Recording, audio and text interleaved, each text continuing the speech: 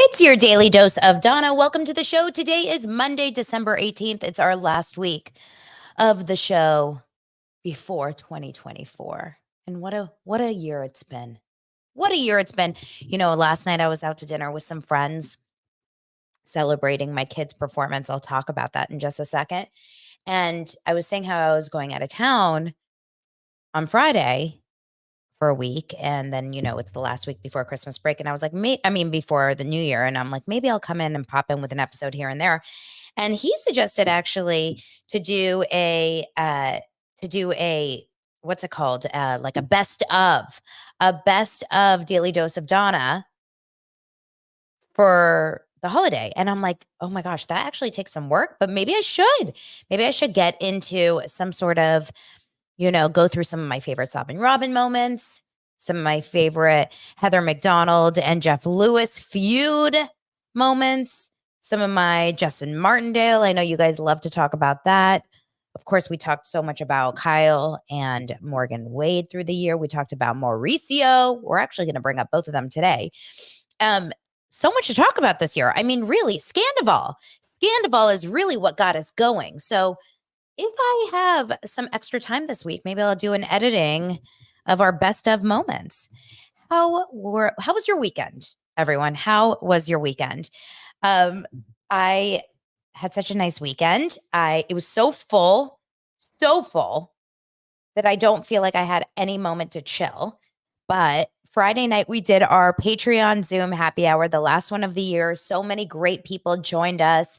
That is going to happen again once a month, and maybe even some other stuff going on. I was talking to Lance about how I can even better that upper tier. So there's going to be some fun stuff coming on that upper tier of Patreon. So it was great to see all you guys by face, or at least hear you guys and chat with you in the Zoom comments.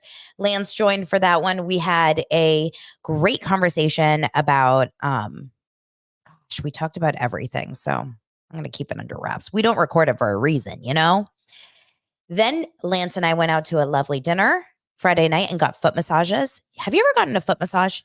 Like, not just a foot massage here in LA. I'm sure they do it everywhere like this, but they lay you on a bed. You don't get like fully undressed because you're in a public space with many other people, but they lay you on a bed. They give you a little massage, and then they end with your feet like in water, and then they really massage your feet. And there's something, you guys, there's something about a foot massage that makes me a narcoleptic. Have you ever had that?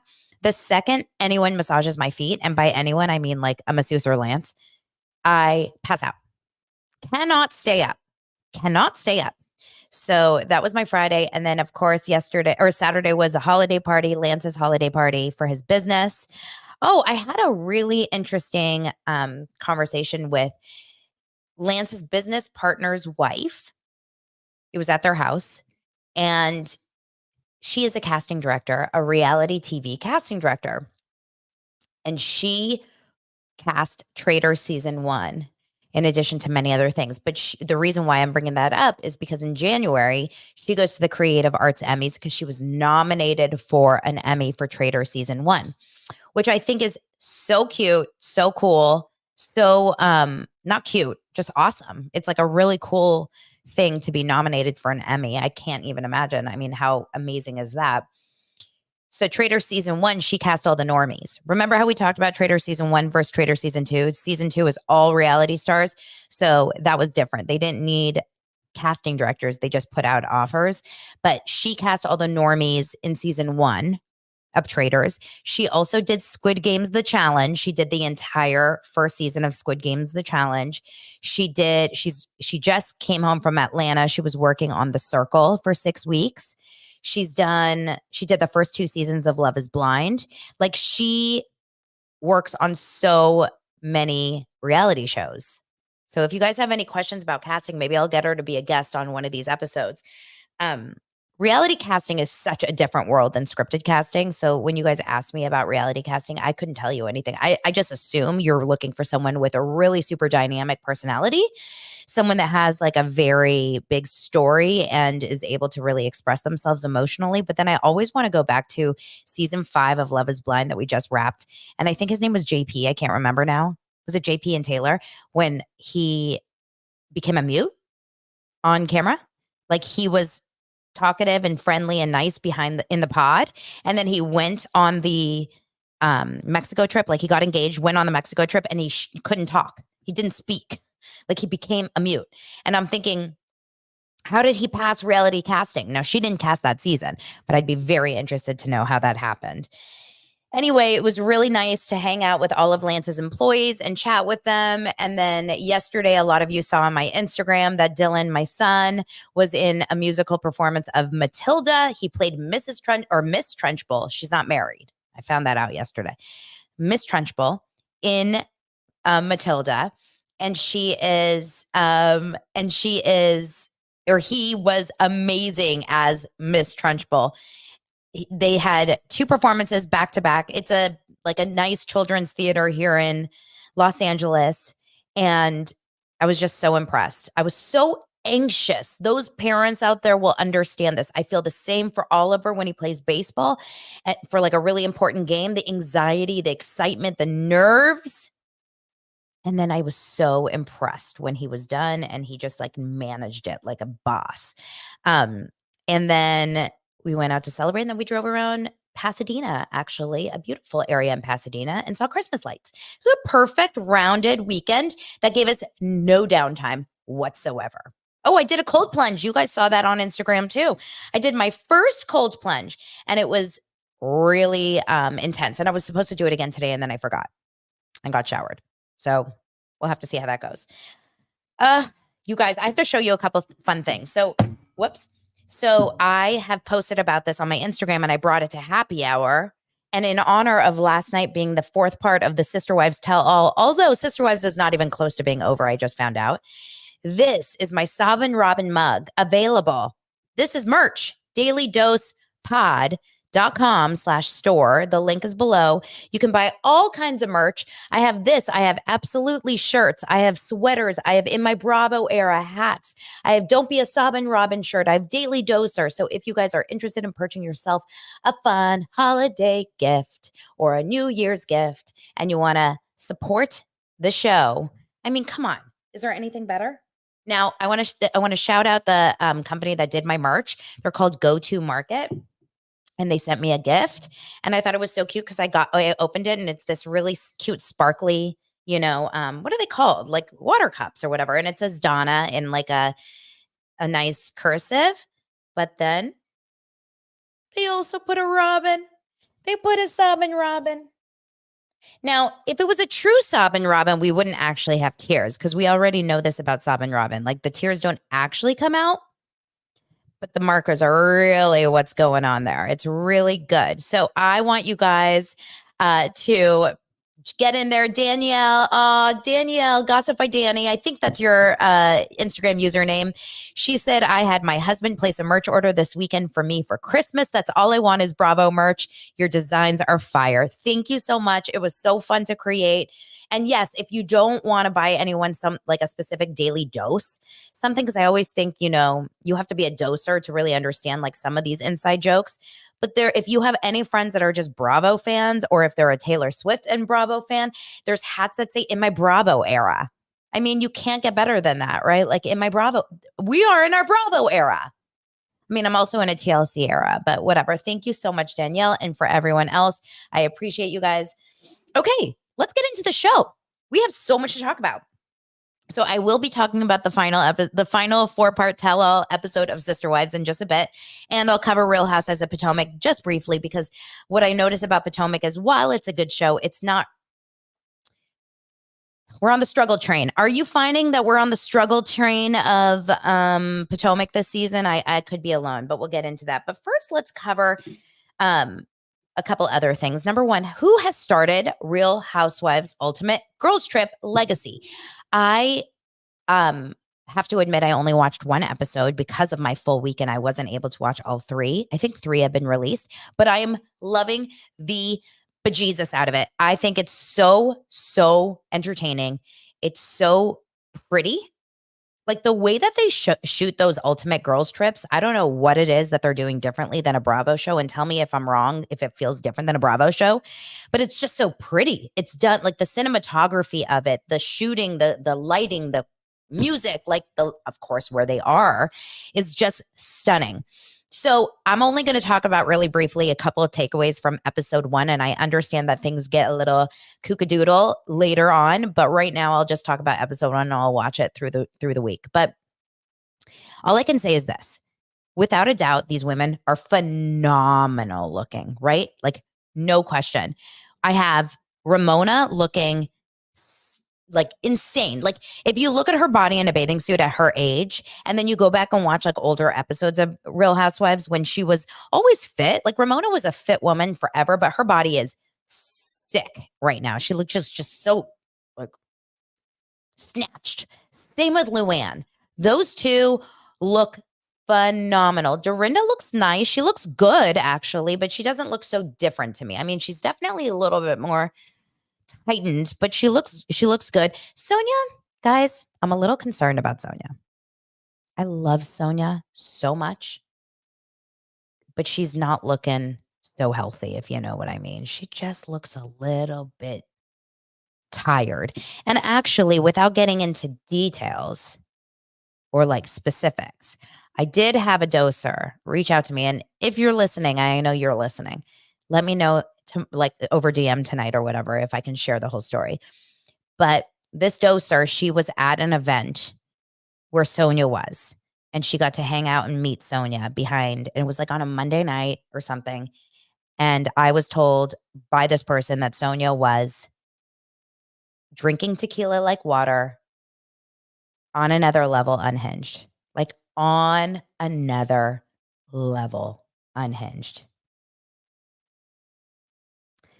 It makes me a little concerned considering we've seen Sonia run the gamut of like over partying. And it's one thing if like you're on your show and you're like, I have to put it on for the show, like I have to do my Real Housewives Sonia thing. But to know that she's doing that when she's not on camera at an event where she's making an appearance, it makes me a little concerned about Sonia's health. Without judgment, I just want her to be happy and healthy. Now, Kristen Takeman is gorgeous. Now, don't tell me I'm wrong. I mean, don't tell me I'm like so off base here, right? Don't you guys all feel like she really has not aged in so many years, but she doesn't even look like super fake or anything. She looks gorgeous. I did get to meet her at Jeff Lewis's event a couple weeks ago. So in person also, she was just kind and sweet and very, very beautiful. And I've only seen episode 1, so I do know that there's some stuff that goes down with Kelly. But in episode 1, Kelly Ben-Simone comes off fine, kind of a little bit sad, to be honest. Like, didn't you find the conversation that she had where she feels like she's not fun or she doesn't bring fun to a party, etc.? I found that really kind of depressing and sad. She does seem a little bit like she is on a different like wavelength than the rest. She looks great. She looks really pretty. And her daughter, Teddy, I believe is her name. Could be wrong. I feel like it was Teddy, who's now 23. And we saw them when they were very young.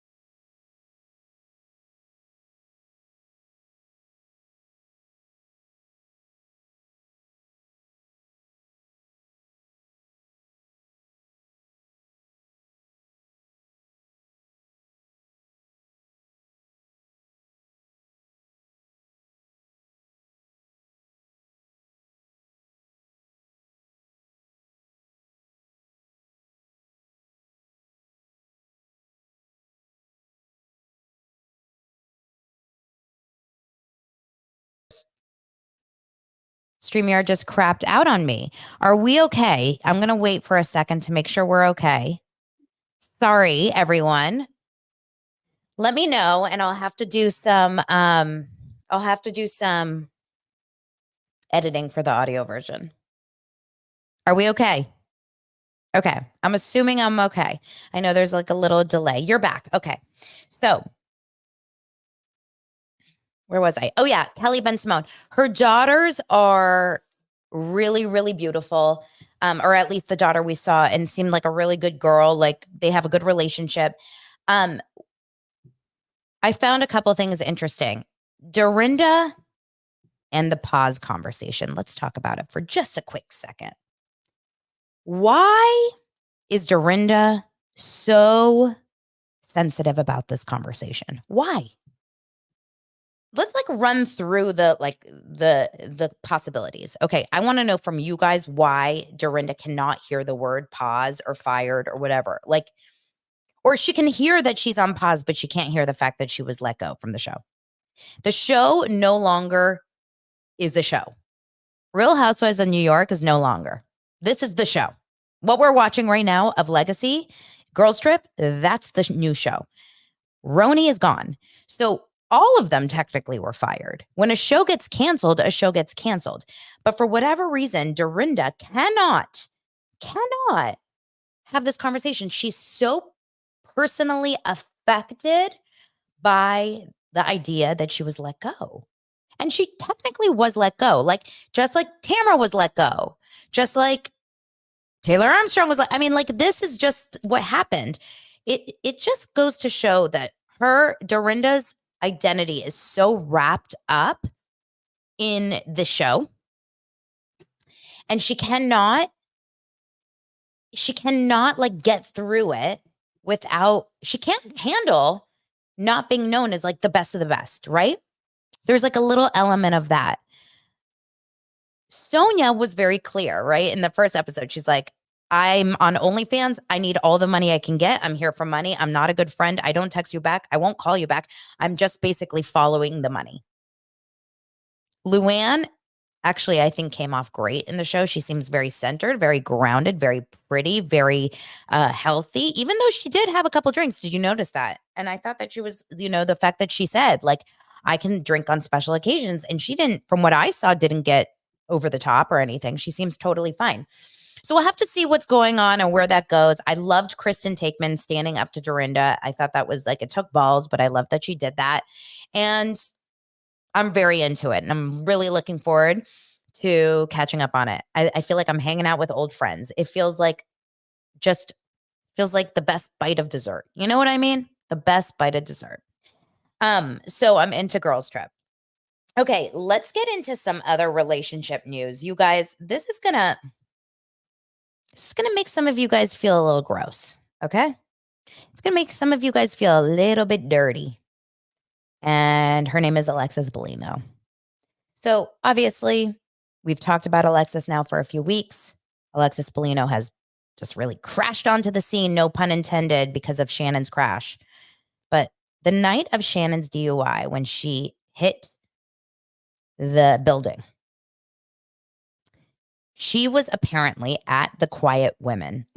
Of course she was.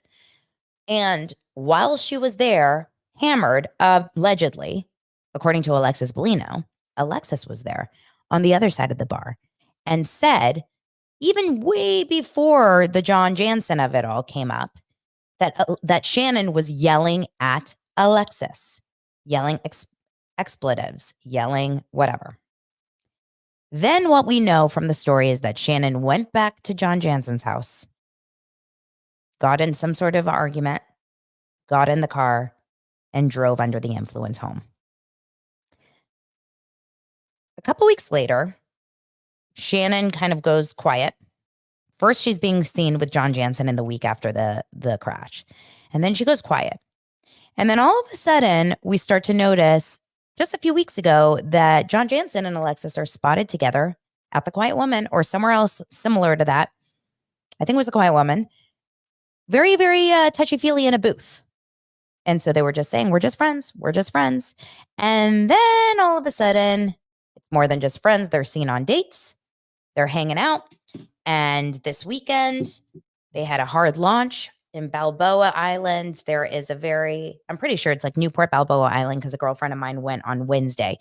They go like Wednesday through the weekend. On the second weekend, I believe it is, of December. It's usually the second weekend. They do uh like a boat lights parade, right? Like a boat parade. And so they did that. And we know John Jannsen has a boat. We know he's out there.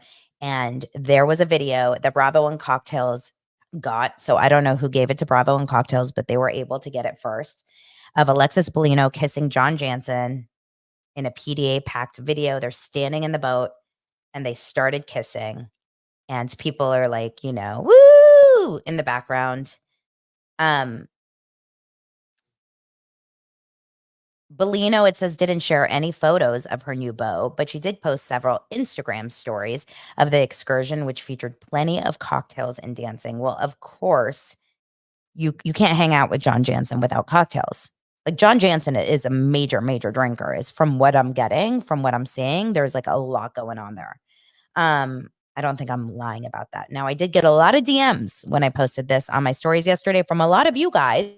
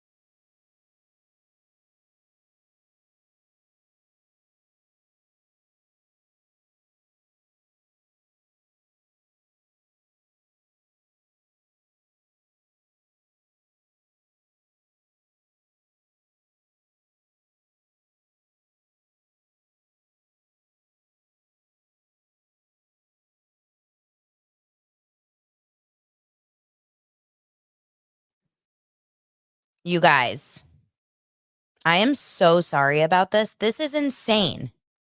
What is happening? I feel like someone's screwing with me because, and by someone, I mean the internet gods, because it must be because I was talking about Sabin. But that's because what's happening is I don't get a lot of power outages ever, but I've been getting so many power outages and it's right during my show every single time. So our power just flicked in the house and then our generator kicked in.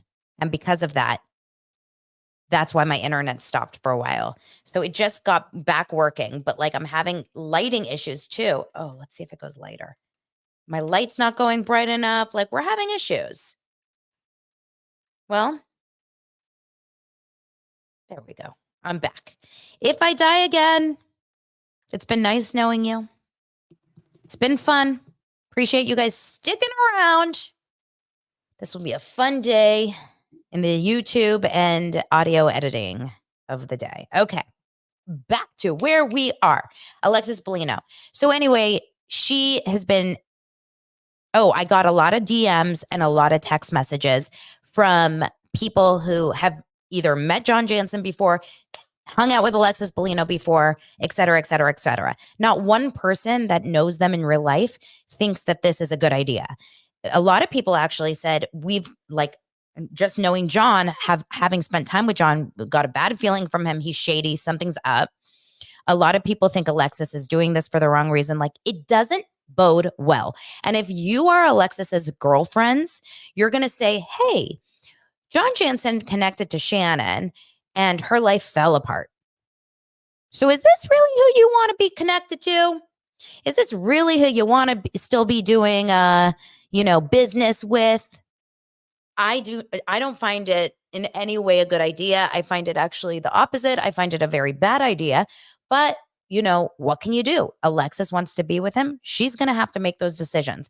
Now, remember, I did get some tea on OC hearing that Jesus Jugs that's her name, is just a friend of.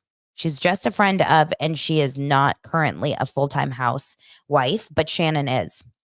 Shannon is very, very nervous that this upcoming season of Real Housewives is going to be centered on this story, which if it is, like, let me just ixnay from watching the show right now. John gives me the ick. He gives me a bad vibe anyway, and I'm not interested in watching him hook up with a girl that I don't care for. So I don't like Alexis. I don't like John. And if Shannon is actually trying to like fix her life, which I don't know, we've heard various things, but if she is, this is just like, if I were Shannon, I would say like, I can't do the show because my health and my safety and my like life, my, mental and emotional state is more important than this paycheck, but maybe it's not. Maybe it's not.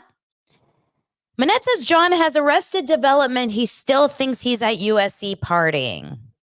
You're not wrong. And how many people right now do you notice are like that right now, like in this entertainment landscape? Like, I just can't get over like the Shep of the world, right? He is the Shep. He is the Shep of OC. Just like gross. Has some money and just drinks all day and just like uses women that have a little bit of following, right? Weird. There's a lot of other people in the OC. Find it very odd to see them kissing. It almost feels like a mother and son. I mean, a father and daughter. Like, I don't know. It's odd. Okay. Does she have beer goggles on? Probably wine goggles or tequila goggles for sure. Not for me. Another interesting new little hangout we saw last night in Aspen was Mauricio. Mauricio Umansky was spotted in Aspen. Aspen is Mauricio's Aspen is Mauricio and Kyle's like love getaways. We know that they have a house up there. We've seen it on the show before. We know that Kyle and Morgan have been spotted in Aspen before. We know that Mauricio is now in Aspen and was seen with an influencer named Alexandria Wolf. She's 33 years old. She's gorgeous. She looks like Kendall Jenner, in my opinion, if you look at her pictures.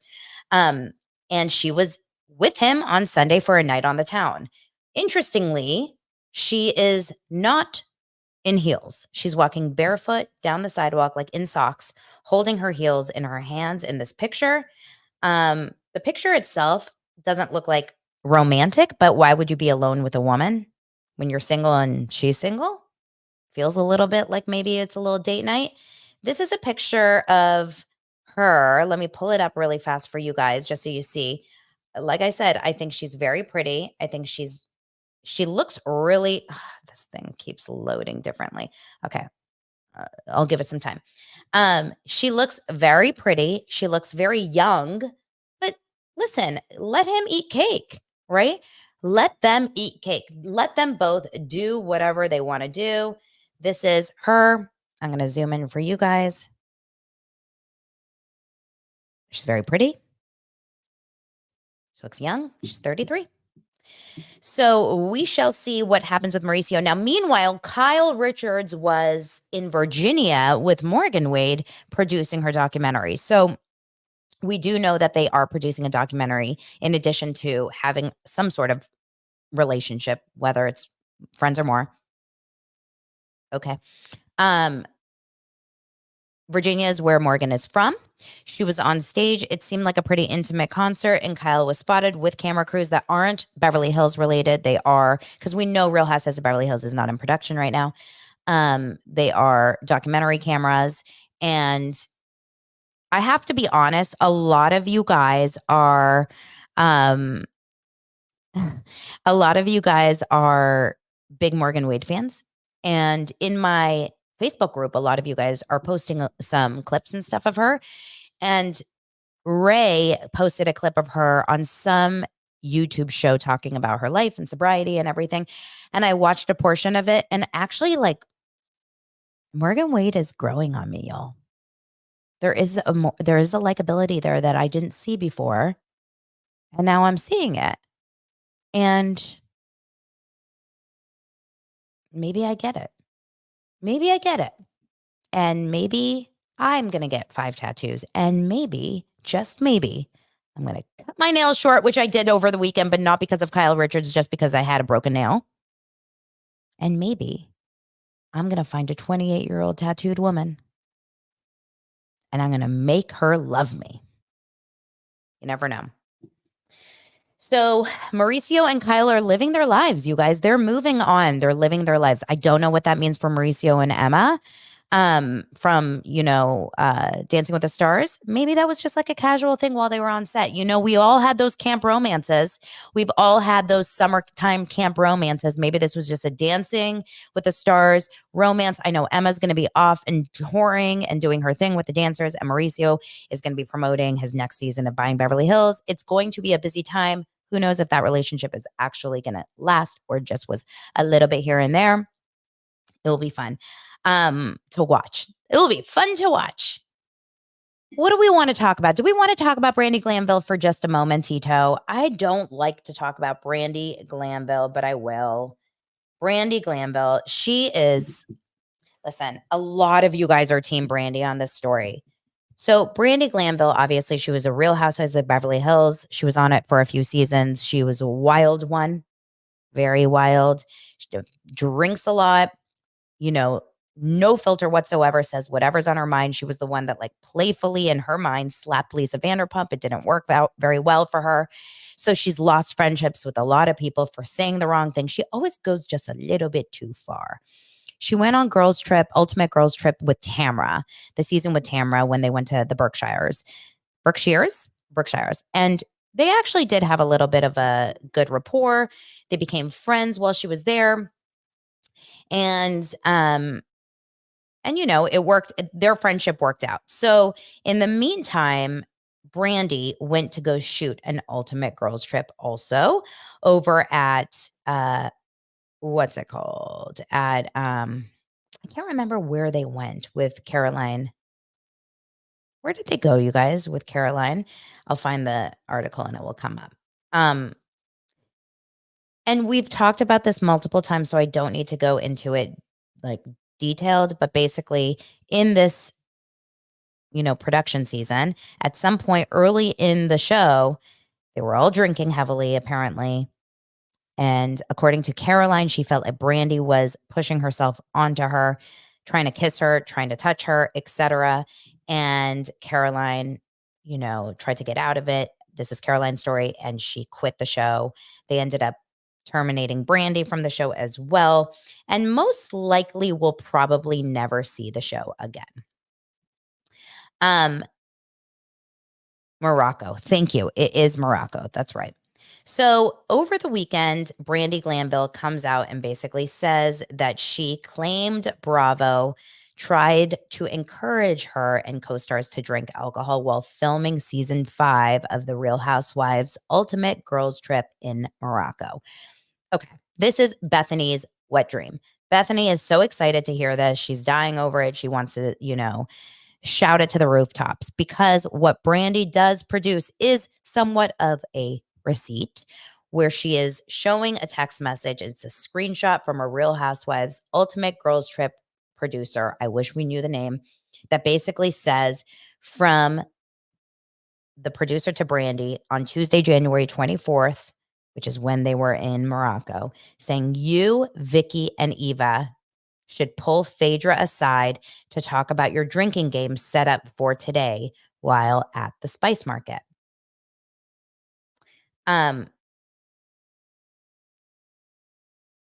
Okay.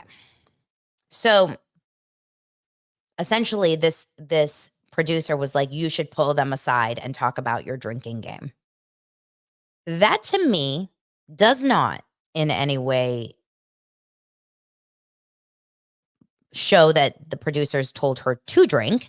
It shows to me that there was obviously a little bit more of a drinking game set up for whatever reason, and Brandi was behind it and wanted to plan it. I have no specific idea what this this is not saying I want you to pull them aside and get them drunk. I think it's more about let's bring up the drinking game to set up the scene for later, because there was some sort of a drinking game. She said, producers may not shove the alcohol down our throats, but they sure do encourage it, even in Morocco during the day where it's illegal to drink. Guys, I don't think it's illegal to drink in Morocco. Is it illegal to drink? Hey, Siri, is it illegal to drink in Morocco?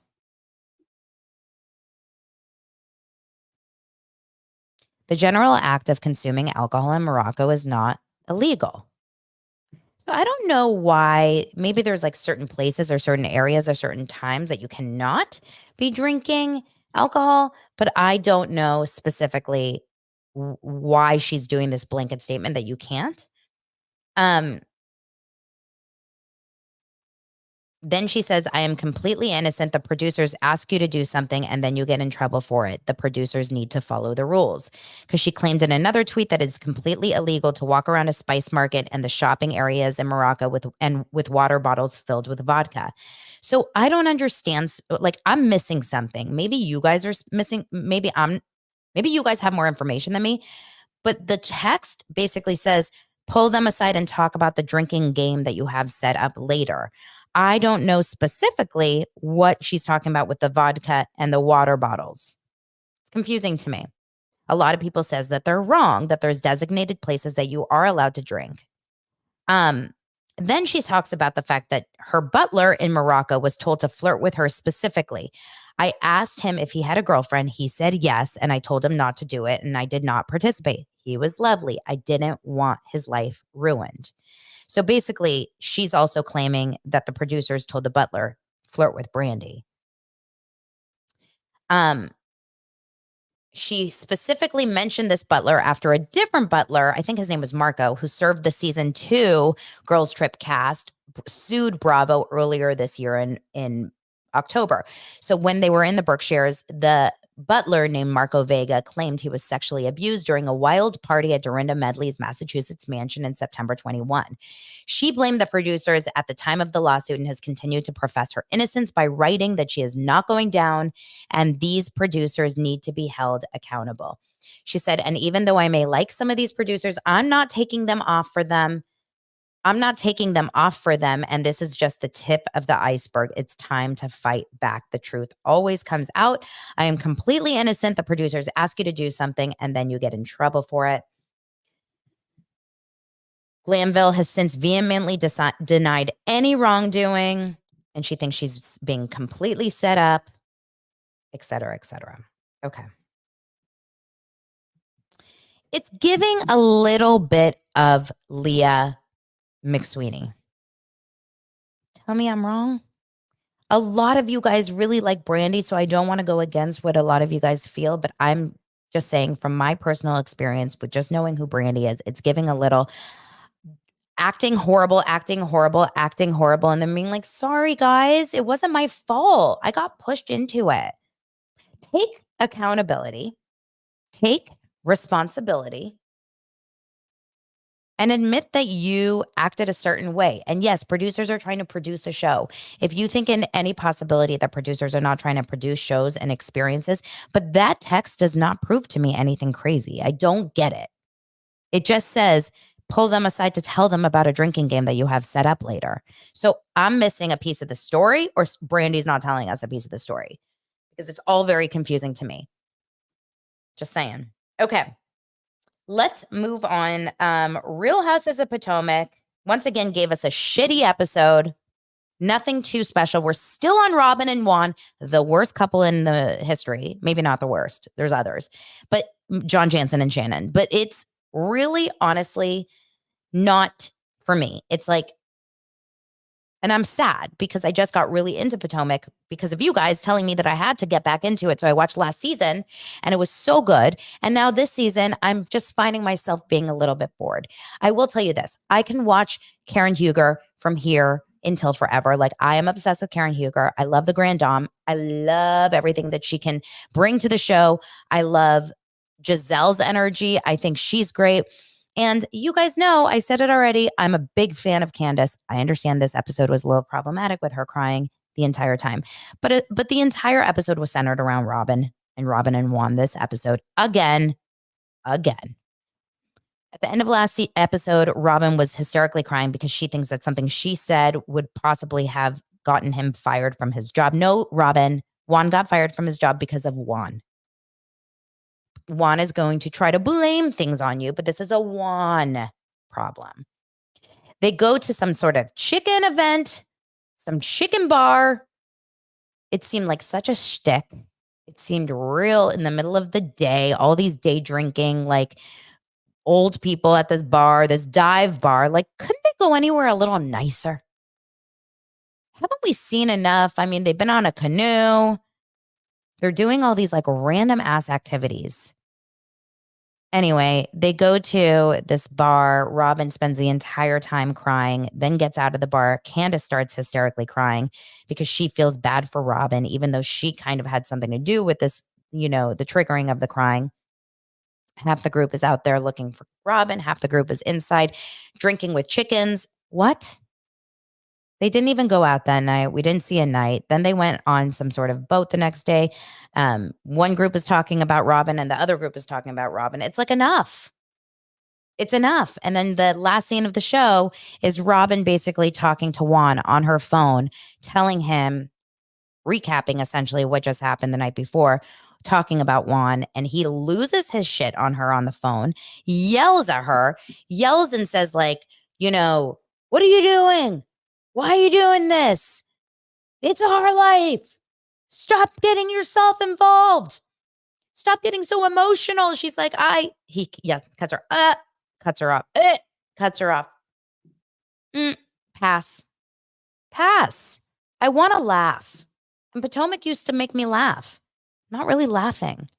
The only good news about this episode is that we didn't see a lot of Nneka. Because Nneka gives me absolutely nothing on the show. I'm really not a Nneka. I'm not a Nneka fan.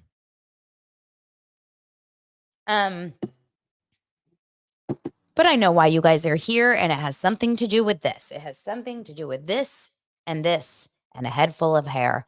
Let's get into Sister Wives. Sister Wives.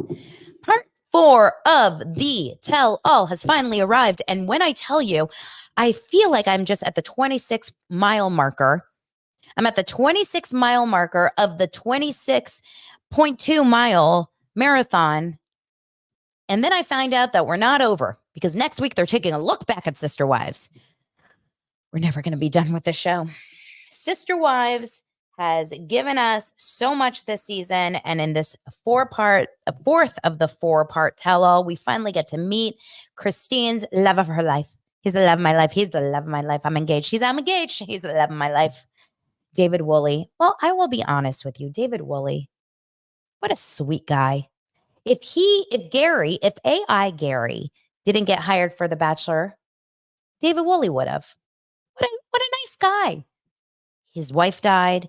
He's got 8 kids. He's got 475 grandkids. He's bald. He's got tattoos. Motorcycle. I mean, Christine really, she AI'd the shit out of David. She basically went to ChatGPT and she said, can you please get me a man that has a bald head and has a motorcycle and tattoos? And then poof, David arrived. Maybe Christine spotted David on some sort of dating website and was like, that's the one. That's the one. I'm going after him. Now, he gets introduced. They have this really cute little dynamic. Suki's asking him all kinds of questions. And essentially what it sounds like is they met online. He does know that she's famous. He does know that she's from Sister Wives. Makes me a little concerned. What man knows about a woman on Sister Wives at that age? Like, Lance could not pick out Christine, Janelle, or Robin in a lineup. Ever. But maybe he was watching it. He goes out with her. They have a fantastic night. They really like each other. He likes that she's quirky. He likes that she's bubbly. He likes that she's a little bit, off the wall. He said she's great at everything. You guys, they're in love. To have a love like David and Christine is a love that we all want, right? He can see no wrong. He loves everything about her. He did mention that she was a little clueless at times, which made me a little concerned. Does he call her stupid? But it seemed like they had a really nice little relationship. She was like bubbly and happy. He was bubbly and happy. They were so excited to get married. I love that he has grandkids and a family. I love that she has her family and they all support each other. It sounds like they're planning their wedding. They enjoy each other. She got a tattoo. You guys, call Kyle Richards. Christine also got a tattoo. This is what happens when you end your relationship and start a new one. You get tattoos. She got a tattoo on her chest right here. It's a Celtic tattoo that says New Beginnings in like some sort of beautiful art. He got one too. You guys, they're riding off into the sunset. And we saw a preview for their wedding special, which is going to come up in a couple weeks. Don't know specifically when. And after seeing the preview, I will watch it. I changed my mind. At first, I was like, no interest. Now I'm watching it. Because we got a Cody Robin interview and a Mary interview. The shunned ones. So Mary's not invited to the wedding. Mary and Christine have zero relationship. They freaking hate each other. Of course, Robin and Cody are not invited to the wedding. But Janelle, of course, will be there. Of course, right? A couple other things that came out of this episode. Cody hates Christine more than anyone in the world. He used to hate her. He hates her even more now whenever they filmed this. And the craziest part about it is that he is projecting because he is convinced that Christine hates him. The amount of times he said in this 1-hour special, I think Christine needs to get over her anger for me. Christine is so angry with me. David hates me. They hate me. Suki kept having to say, no, that's not happening. No, actually, they like you. No, they're good. No, you guys are fine. No, you guys are. David didn't say anything bad about you. Christine seems like she's moved on. And Cody's like, I really hope so. Because it does seem like she really hates me. She's so obsessed with me. Why are you so obsessed with me, Christine? Actually, Cody, no, you're obsessed with Christine. Obsessed with it. He can't stop talking about it. He said, I'll get over it when she finally tells those kids what a good human being I am because she knows that I'm a good man. Guys, just warning you, Just like reminding you. And Cody, if you're watching this, I really hope you are. Just going to remind you something. Christine doesn't need to say a damn word to your kids for them to know what an asshole you are. Because they have TLC. They have TLC. They can watch it. They can see with their own eyes what a dick you are. All right? So nothing you think Christine is doing is actually true. You're doing it. I can't stand people like Cody, y'all. I can't. The whole world hates Cody, and all Cody's trying to do is the right thing. He's the ultimate victim. He's the kind of person that's posting on their Instagram stories, on his Instagram stories, like motivational quotes about being hurt. Like bland or like vague motivational quotes about like when your whole life people turn on you and all you're trying to do is be the right person. I'm convinced those quotes are literally written and made for people, for narcissists and for victim behavior people. It's awful. It's insane. And Robin fits right into that because in this episode, we did see a little bit of Robin where two things. Suki asked Robin, how do you feel about, being alone with Cody now? Like, it seems to me now that you're going to be alone with Cody. How are we feeling about that? And Robin says,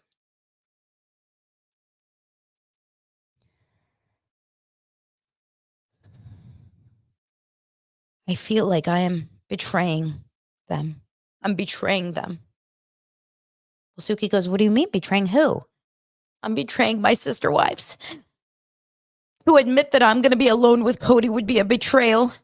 To admit that I was happy with Cody would be a betrayal. Suki goes, Robin, they're fine with you being, they want you to be with Cody. They know 100% that you and Cody have something that they don't have with Cody. They don't want to be with Cody. They're good. And Robin goes, I need to hear it from them. I need to hear it from them. I just don't. I've never heard it from them off camera.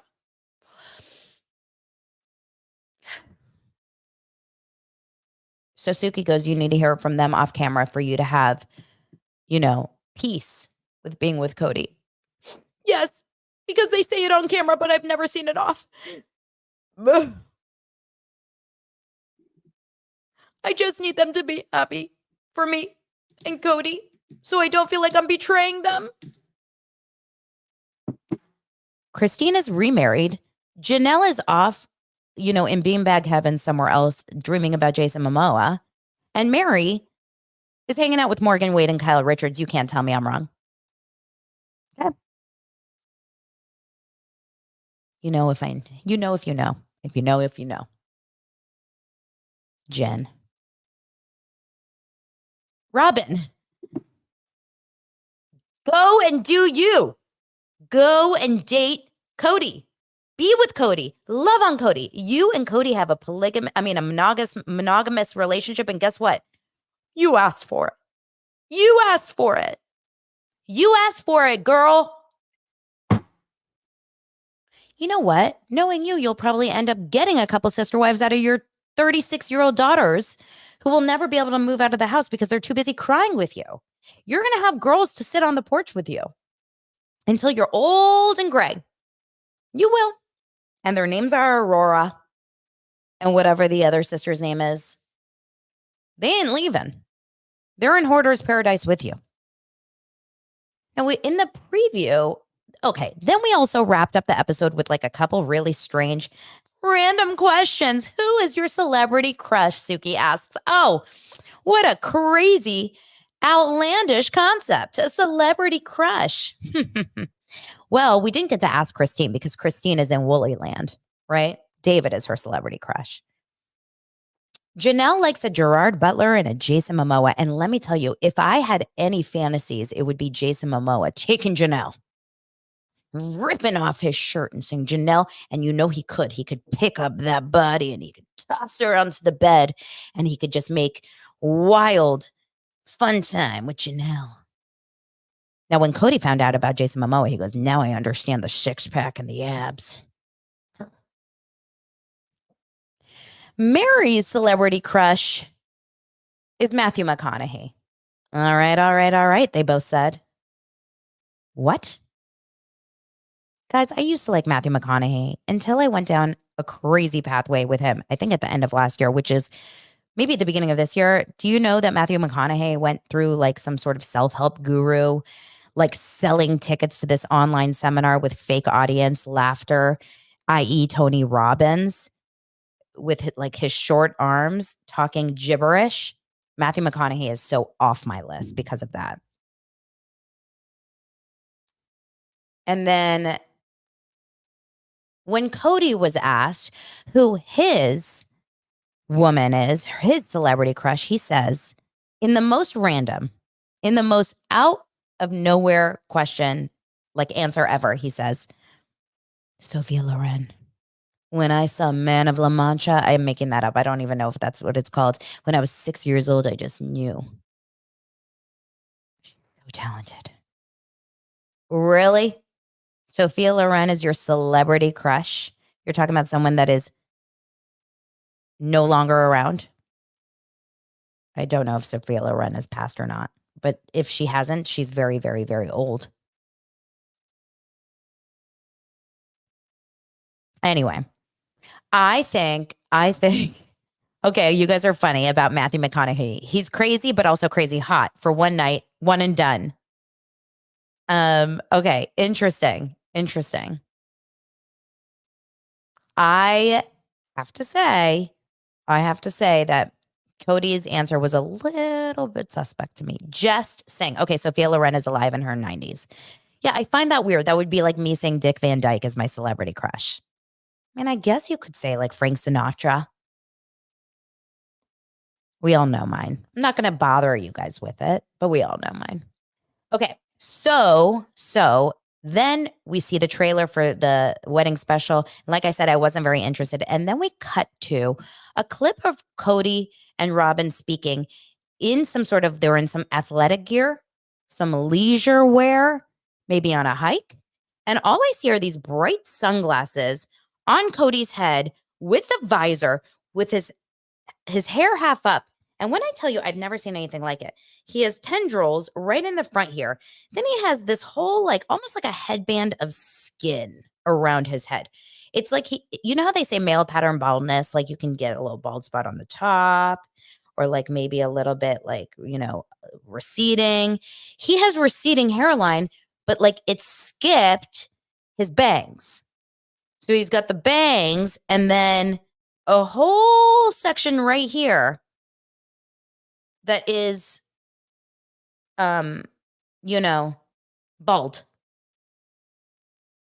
It's unlike anything. I mean, like, seriously, there needs to be some sort of scientific experience, like, or a experiment. Like, Rogaine needs to call Cody. We need to figure out, like, what's going on there. I've never seen anything like it. Are they extensions? Does he have a weave? Has he been hanging out with Kim Zolciak and buying her weaves? Something. He has a male patterned headband. You guys. Now someone told me Sophia Loren died many years ago. You guys, don't come to me for the facts. Just come to me for the fun. Daily Dose of Donna. Having fun one day at a time. You guys, thank you so much for spending the day with me.